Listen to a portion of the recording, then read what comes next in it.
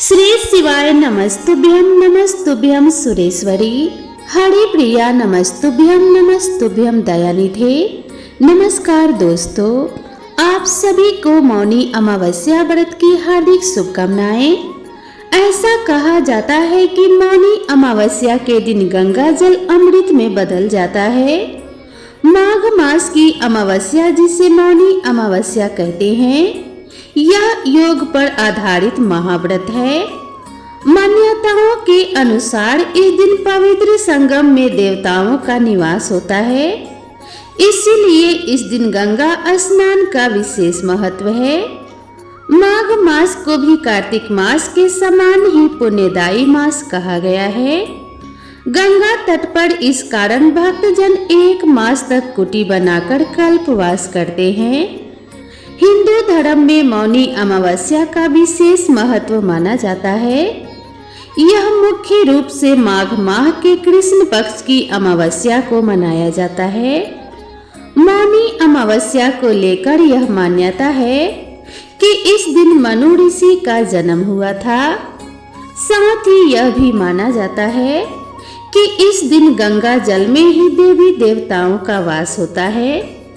इसीलिए मौनी अमावस्या को गंगा जल में स्नान करना बहुत ही शुभ माना जाता है। इसमें भी मौनी अमावस्या बहुत ही पावन मानी गई है। मौनी अमावस्या पर स्नान और दान किया जाता है। मौनी अमावस्या पर मौन व्रत भी रखा जाता है।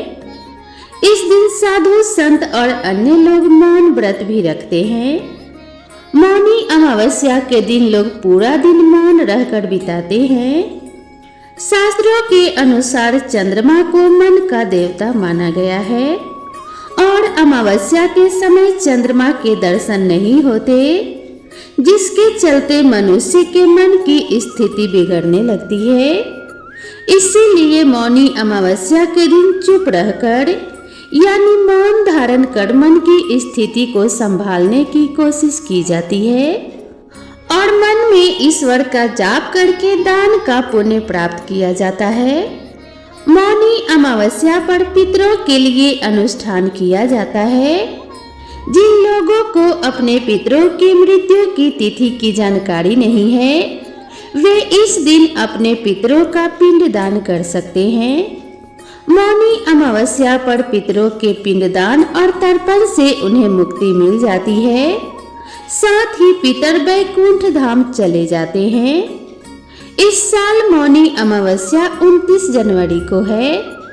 मौनी अमावस्या का व्रत करने से आत्म संयम, शांति और मोक्ष की प्राप्ति होती है। शास्त्रों में कहा गया है कि मौनी अमावस्या का व्रत करने से समाज में मान सम्मान और प्रतिष्ठा की प्राप्ति होती है। तो चलिए अब जानते हैं कि इस दिन मौन व्रत क्यों रखा जाता है। मौनी अमावस्या पर मौन व्रत भी रखा जाता है। इस दिन लोग आत्म संयम और मानसिक शांति के लिए मौन व्रत करते हैं।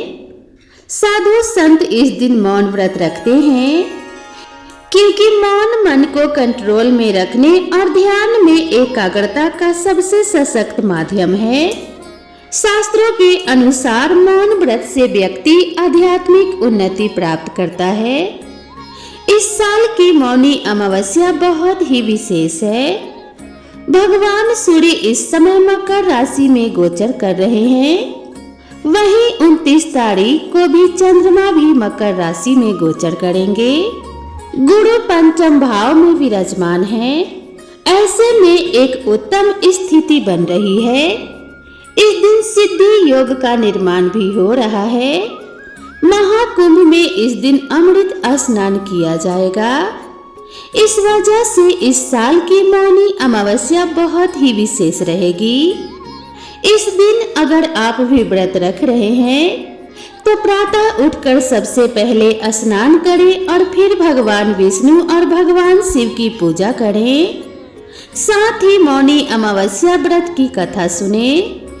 पौराणिक कथाओं के अनुसार मौनी अमावस्या के दिन मनु ऋषि का जन्म हुआ था। इस दिन मौन व्रत कर भगवान श्री हरि विष्णु की विधिवत पूजा अर्चना करने से मुनि पद की प्राप्ति होती है। सनातन धर्म में अमावस्या तिथि का विशेष महत्व है। जब सूर्य और चंद्रमा के बीच का अंतर शून्य हो जाता है तो अमावस्या तिथि का योग बनता है। धार्मिक मान्यताओं के अनुसार अमावस्या की तिथि भगवान विष्णु को अत्यंत प्रिय है।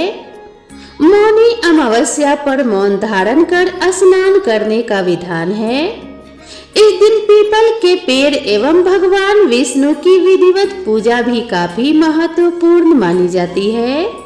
स्कंद पुराण में वर्णित एक कथा के अनुसार बिना व्रत कथा पाठ किए किसी भी व्रत को पूर्ण नहीं माना जाता। अगर आप भी मौनी अमावस्या के दिन व्रत रख रहे हैं तो मौनी अमावस्या के इस व्रत कथा को जरूर सुने। तो चलिए भगवान श्री हरि विष्णु जी के चरणों का ध्यान करते हुए मौनी अमावस्या की इस पावन कथा का श्रवण करते हैं। तो आइए जानते हैं असंभव को भी संभव करने वाली मौनी अमावस्या व्रत की चमत्कारी कथा। इस मंगलकारी अद्भुत कथा का आनंद उठाएं और अंत तक हमारे साथ बने रहें। पौराणिक कथाओं के अनुसार कांचीपुरम नगर में देव स्वामी नामक एक ब्राह्मण रहता था। उसकी पत्नी का नाम धनवंती और पुत्री का नाम गुणवंती था। उसके 7 पुत्र थे। देव स्वामी ने 7 पुत्रों का विवाह करने के पश्चात अपनी पुत्री के विवाह के लिए योग्य वर की तलाश हेतु अपने बड़े लड़के को बाहर के देश में भेज दिया। इधर देव स्वामी ने अपनी पुत्री गुणवती की कुंडली एक ज्योतिषी को दिखाई। ज्योतिषी ने गुणवती की कुंडली देखकर कहा कि सप्तपदी होते होते यह कन्या विधवा हो जाएगी। यह बात सुनकर देव स्वामी अत्यंत दुखी हुए और ज्योतिषी से इस योग के निवारण का उपाय पूछने लगे। ज्योतिषी ने उपाय बताया कि इस योग का निवारण सिंघल द्वीप वासिनी सोना नामक धोबिन को घर बुलाकर उसकी पूजा करने से ही संभव होगा। ब्राह्मण इस बात को सुनकर थोड़ा अस्वस्थ हुआ, लेकिन यह सुनकर देव स्वामी ने अपने सबसे छोटे लड़के के साथ अपनी पुत्री को सोना धोबिन के घर लाने के उद्देश्य से सिंघल द्वीप जाने के लिए रवाना किया। वे दोनों समुद्र के तट पर पहुंचकर समुद्र पार करने का उपाय सोचने लगे, लेकिन उन्हें कोई उपाय नहीं सूझ रहा था।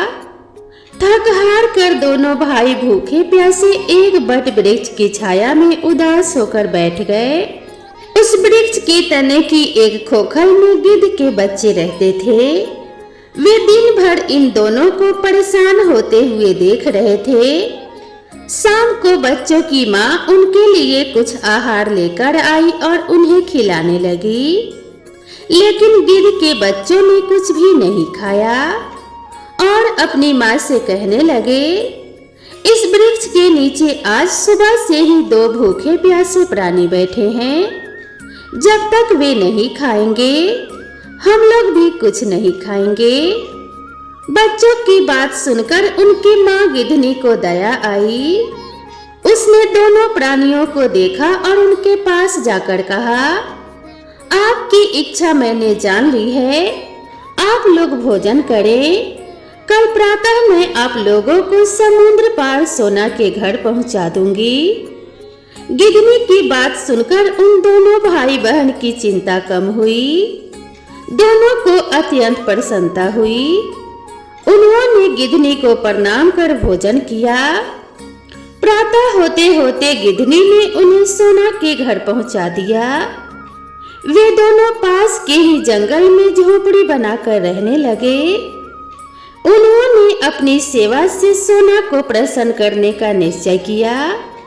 वे प्रतिदिन सुबह अंधेरे में उठकर सोना का घर झाड़ कर लीप देते थे। सोना को हर रोज इतने ढंग से अपना घर लिपाने की बात पता चली तो उसने अपनी बहुओं से इस बारे में पूछा। उसकी बहुओं ने बताया कि हम लोगों के अलावा और कौन यह काम करने हमारे घर में आएगा। परंतु सोना को बहू की इस बात पर विश्वास नहीं हुआ और उसने एक दिन सारी रात जागकर घर की सफाई का सारा रहस्य जान लिया। यह जानकर उसे बड़ा दुख हुआ कि उसके घर की साफ सफाई एक ब्राह्मण कन्या और उसका भाई करता है। उनसे इस तरह सेवा करने का कारण पूछने पर भाई ने सोना को सारी बात बताई, जिसे सुनकर सोना ने कहा, आज से तुम लोग यह काम करना छोड़ दो। मैं तुम लोगों की साधना और सेवा से प्रसन्न और विवश हूँ। अब तो बिना तुम्हारे मदद किए मुझे विश्राम नहीं मिल सकता। सोना उनके आग्रह पर दोनों के साथ घर जाने को तैयार हो गई। प्रस्थान करते समय उसने अपने बहुओं से कहा कि यदि मेरी अनुपस्थिति में किसी की मृत्यु हो जाए तो उसके शरीर को नष्ट ना करना। क्षण भर बाद दोनों अतिथियों के साथ वह कांचीपुरम पहुंचे। गुणवती का विवाह संपन्न हुआ और सप्तपदी होते होते उसके पति की मृत्यु हो गई।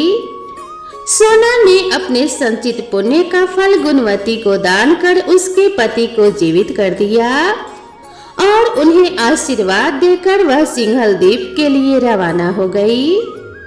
संचित पुण्य छीन होने से सोना के पुत्र दामाद और पति की घर में मृत्यु हो गई। यह जानकर नया पुण्य संचित करने के उद्देश्य से वह रास्ते में एक जगह पर रुक गई। नदी के तीर पर स्थित एक पीपल के वृक्ष की छाया में भगवान विष्णु का पूजन किया और पीपल के वृक्ष की 108 परिक्रमा की।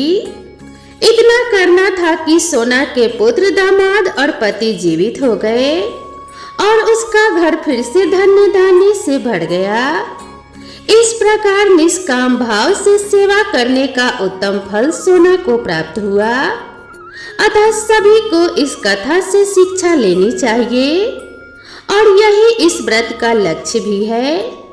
हम प्रार्थना करते हैं कि श्री विष्णु जी ने जैसे गुणवती और सोना का कल्याण किया, वैसे ही आप सभी भक्तों का कल्याण हो। मौनी अमावस्या के दिन मौन व्रत रखकर मन, वाणी और कर्म से पवित्रता बनाए रखना शुभ माना जाता है। इस पौराणिक कथा के अनुसार मौन व्रत रखने से व्यक्ति अपने पापों से मुक्त होकर मोक्ष की ओर अग्रसर होता है। इस दिन गंगा स्नान और दान का विशेष महत्व है। तो अब आइए सुनते हैं संगम में स्नान करने का महत्व। संगम में स्नान के संदर्भ में एक अन्य कथा का भी उल्लेख आता है, वह है सागर मंथन की कथा। पौराणिक कथा के अनुसार जब सागर मंथन से भगवान धन्वंतरी अमृत कलश लेकर प्रकट हुए, उस समय देवताओं एवं असुरों में अमृत कलश के लिए खींचातानी शुरू हो गई। इससे अमृत की कुछ बूंदें छलक कर प्रयागराज, हरिद्वार, नासिक और उज्जैन में जा गिरी। यही कारण है कि यहाँ की नदियों में स्नान करने पर अमृत स्नान का पुण्य प्राप्त होता है। यह तिथि अगर सोमवार के दिन पड़ती है तब इसका महत्व कई गुना बढ़ जाता है। अगर सोमवार हो और साथ ही महाकुंभ भी लगा हो तब इसका महत्व अनंत गुना हो जाता है। शास्त्रों में कहा गया है कि सतयुग में जो पुण्य तप से मिलता है, द्वापर में हरि भक्ति से, त्रेता में ज्ञान से और कलयुग में दान से मिलता है। लेकिन माघ मास में संगम स्नान यह हर युग में अनंत पुण्य देता है। इस तिथि को पवित्र नदियों में स्नान के पश्चात अपने सामर्थ्य के अनुसार अन्न, वस्त्र, धन, भूमि तथा स्वर्ण जो भी आपकी इच्छा और सामर्थ्य हो उसी के अनुसार दान और पुण्य करना चाहिए।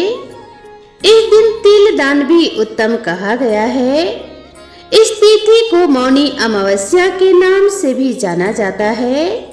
अर्थात मौनी अमावस्या, चूंकि इस व्रत में व्रत करने वाले को पूरे दिन मौन व्रत का पालन करना होता है, इसीलिए यह योग पर आधारित व्रत कहलाता है। शास्त्रों में वर्णित भी है कि होठों से ईश्वर का जाप करने से जितना पुण्य मिलता है, उससे कई गुना अधिक पुण्य मन का फेर कर हरि का नाम लेने से मिलता है। इसी तिथि को संतों की भांति चुप रहना उत्तम है। अगर संभव नहीं हो तो आप अपने मुख से कोई कटु शब्द ना निकालें। इस तिथि को भगवान विष्णु और शिव जी दोनों की पूजा का विधान है। वास्तव में शिव और विष्णु दोनों ही एक ही हैं, जो भक्तों के कल्याण हेतु दो स्वरूप धारण करते हैं। इस बात का उल्लेख स्वयं भगवान ने किया है। इस दिन पीपल में अर्घ देकर परिक्रमा करें और दीपदान दें। इस दिन जिनके लिए व्रत करना संभव ना हो, वह मीठा भोजन करें। अब आइए सुनते हैं मौनी अमावस्या पर मौन व्रत का महत्व। इस दिन प्रातः स्नान करने के बाद भगवान विष्णु और भगवान शिव की पूजा करनी चाहिए। श्री हरि को पाने का सुगम मार्ग है माघ मास में सूर्योदय से पूर्व किया गया स्नान। इसमें भी मौनी अमावस्या को किया गया गंगा स्नान अद्भुत पुण्य प्रदान करता है। मौनी अमावस्या पर मौन रखकर व्रत किया जाता है। मान्यताओं के अनुसार इस दिन पवित्र संगम में देवताओं का निवास होता है, इसीलिए इस दिन गंगा स्नान का विशेष महत्व है। इस मास को भी कार्तिक मास के समान पुण्यमयी मास कहा गया है। गंगा तट पर इस कारण भक्तजन एक मास तक कुटी बनाकर गंगा का सेवन करते हैं और भगवान के भक्ति में लीन होकर भगवान का ध्यान करते हैं। मौनी अमावस्या पर मौन रखकर प्रयागराज त्रिवेणी संगम में डक्की अथवा काशी में दशाश्वमेध घाट पर गंगा स्नान का विशेष महत्व है। सनातन धर्म में विक्रम संवत के 12 मासों में 3 माह यानी माघ, कार्तिक और वैशाख पुण्य संचय के लिहाज से महाप माने गए हैं। इस दिन व्यक्ति विशेष को मौन व्रत रखने का भी विधान रहा है। इस व्रत का अर्थ है कि व्यक्ति को अपनी इंद्रियों को अपने वश में रखना चाहिए। धीरे धीरे अपने वाणी को संयमित करके अपने वश में करना ही मौन व्रत है। कई लोग इस दिन से मौन व्रत रखने का प्रण करते हैं। वह व्यक्ति विशेष पर निर्भर करता है कि कितने समय के लिए वह मौन व्रत रखना चाहता है। कई व्यक्ति 1 दिन, कोई 1 महीना और कोई व्यक्ति 1 वर्ष तक मौन व्रत धारण करने का संकल्प कर सकता है। इस दिन मौन व्रत धारण करके ही स्नान करना चाहिए। वाणी को नियंत्रित करने के लिए यह शुभ दिन होता है। मौनी अमावस्या को स्नान आदि करने के बाद मौन व्रत रखकर एकांत स्थल पर जाप आदि करना चाहिए। इससे चित्त की शुद्धि होती है और आत्मा का परमात्मा से मिलन होता है। मौनी अमावस्या के दिन व्यक्ति स्नान तथा जप आदि के बाद हवन दान आदि कर सकता है। ऐसा करने से पापों का नाश होता है। इस दिन गंगा स्नान करने से अश्वमेघ यज्ञ करने के समान फल मिलता है। माघ मास की अमावस्या तिथि और पूर्णिमा तिथि दोनों का ही महत्व इस मास में बहुत अधिक होता है। इस मास में ये 2 तिथियां पर्व के समान मानी जाती हैं। समुद्र मंथन के समय देवताओं और असुरों के मध्य संघर्ष में जहां जहां अमृत गिरा था, उन स्थानों पर स्नान करना पुण्य कर्म माना जाता है। मौनी अमावस्या के दिन व्यक्ति को अपने सामर्थ्य के अनुसार दान, पुण्य तथा जाप करने चाहिए। यदि किसी व्यक्ति की सामर्थ्य त्रिवेणी के संगम अथवा अन्य किसी तीर्थ स्थान पर जाने की नहीं है, तब उसे अपने ही घर में प्रातः काल उठकर दैनिक कर्मों से निवृत्त होकर स्नान आदि कर लेना चाहिए अथवा घर के समीप किसी भी नदी या नहर में स्नान कर सकते हैं। पुराणों के अनुसार इस दिन सभी नदियों का जल गंगा जल के समान हो जाता है। स्नान करते हुए मौन धारण करें और जाप करने तक मौन व्रत का पालन करें। इस दिन व्यक्ति प्रण करे कि वह झूठ छल कपट आदि की बातें नहीं करेंगे। इस दिन से व्यक्ति को सभी बेकार की बातों से दूर रहकर अपने मन को सबल बनाने की कोशिश करनी चाहिए। इससे मन शांत रहता है और शांत मन शरीर को सबल बनाता है। इसके बाद व्यक्ति को इस दिन ब्रह्मदेव तथा गायत्री मंत्र का जाप अथवा पाठ करना चाहिए। मंत्रोच्चारण के साथ अथवा श्रद्धा भक्ति के साथ दान करना चाहिए। गाय स्वर्ण छाता वस्त्र बिस्तर तथा अन्य उपयोगी वस्तुएं अपनी सामर्थ्य के अनुसार दान करनी चाहिए। तो दोस्तों, यह थी वे बातें जिन्हें मौनी अमावस्या के दिन आपको जरूर ध्यान रखनी चाहिए। इन सभी बातों का ध्यान रखकर अगर आप मौनी अमावस्या का व्रत करते हैं तो आपको अनंत गुना पुण्य की प्राप्ति होगी और सभी तरह के कष्टों से छुटकारा मिल जाएगा। तो दोस्तों, मैं आशा करती हूँ आप सभी को यह कथा और कहानी जरूर पसंद आई होगी। वीडियो पसंद आया हो तो वीडियो को एक लाइक जरूर करें और साथ ही इसी तरह की नई नई कथाओं और जानकारियों के लिए मेरे चैनल से जुड़े रहें। भगवान श्री हरि विष्णु और भगवान शिव की कृपा आप सभी के ऊपर सदैव बनी रहे। इसी कामना के साथ आप सभी से विदा लेते हैं। मिलते हैं नए वीडियो में नई कथा और नई कहानी के साथ। तब तक के लिए राधे राधे।